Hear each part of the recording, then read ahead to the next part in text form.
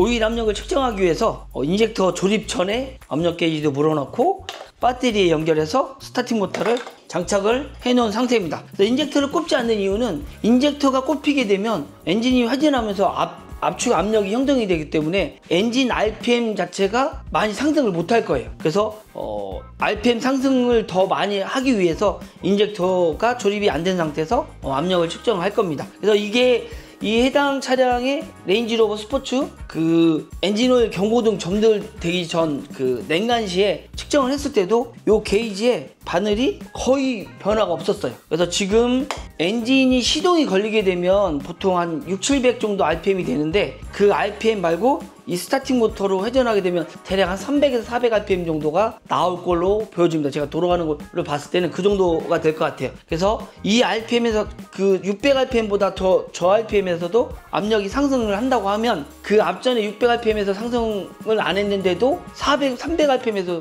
상승이 된다고 하면 이 엔진은 오일 압력이 정상적으로 이제 새지 않고 나온다고 해도 무방할 것 같아요. 이렇게 하는 이유는 엔진이 차에 장착이 돼서 또 게이지를 물고 시동을 걸었을 때 압력을 측정을 하게 되면 만약에 측정을 해서 이상이 없으면 다행인데 또 압력이 안 올라간다든지 그러면 또 엔진을 내서 또 분해야 되는 그런 불상사가 생길 수가 있어요. 그래서 엔진 올라가기 전에 이렇게 엔진 스탠드에 장착을 해서 1차적으로 조립 전에 어디 부위가 이상이 있었던 건지는 대충 파악이 돼서 아마 그것 때문에 그랬을 거는 거의 한 80% 정도가 되는데 또 혹시나 모르게 또 다른 쪽에서도 압이 셀 수도 있기 때문에 최종적으로 이렇게 조립을 하고 크랭킹을 해서 이 압력을 보면 압력이 상승을 한다고 하면 이 상태에서 조립을 완료해 가지고 차에 장착을 해서 시동을 걸어서 확인하면 될 것 같고, 만약에 압력이 안 나온다 그러면 이걸 다시 이 상태에서 또 뜯어서 원인 파악을 해야 되겠죠. 그래야 엔진을 2번 내리는 불상사가 없을 겁니다. 지금 한번 테스트를 해보겠습니다. 자, 이렇게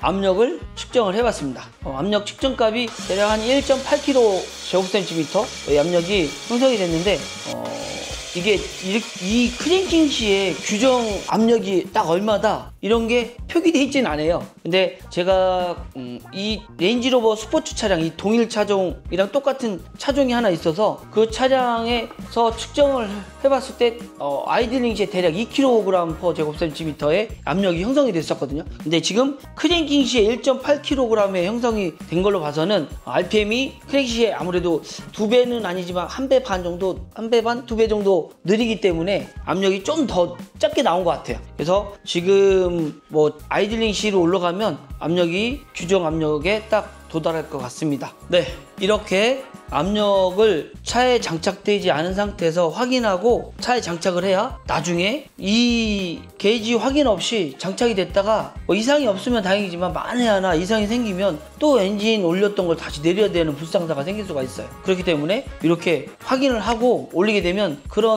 다시 내려야 된다는 그런 불안감도 없고 작업이 좀 더 빨리 진행이 되겠죠. 그래서 이렇게 측정을 한 거고, 그리고 이 해당 차량의 오일 압력이 낮게 나온 원인이 주된 원인은 타임벨트가 전선이 되면서 실린더 헤드의 밸브가 피스톤이랑 맞닿으면서 그 위쪽에 로크함발이 손상이 가고, 그리고 또 로크함발 캠축의 전월이 그 충격에 의해서 이격됐다고 해야 될까요? 그게 좀 늘어나서 그쪽에 토크가 줄어들면서 그쪽으로 오일 압력이 딸려가지고 오일 경고등이 들어온 경우입니다.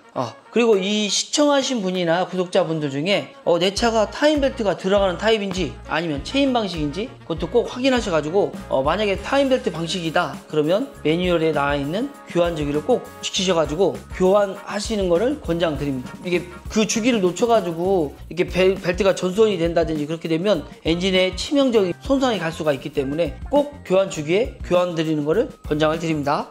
이 306 엔진은 제가 이제 타임벨트 전속권으로 해서 이렇게 오일 경고등이 들어오는 경우는 저도 처음 겪어봤어요. 또 이렇게 이런 엔진은 이런 경우가 있구나 라는 거를 제 영상을 보시고 아시면 좋을 것 같아요. 제가 지금 이 엔진실에 좀 다른 엔진도 많이 올라가 있기 때문에 빠르게 조립을 하고 차에 장착을 해서 차량 출고를 하면 될 것 같습니다. 이렇게 제 영상이 좀 도움이 되셨다면 구독, 좋아요, 알림 설정 부탁드리고 다음에는 더 좋은 영상으로 찾아뵐 것을 약속드립니다. 긴 영상 시청해 주셔서 감사드리고 이상 M모터스 마사오였습니다. 감사합니다.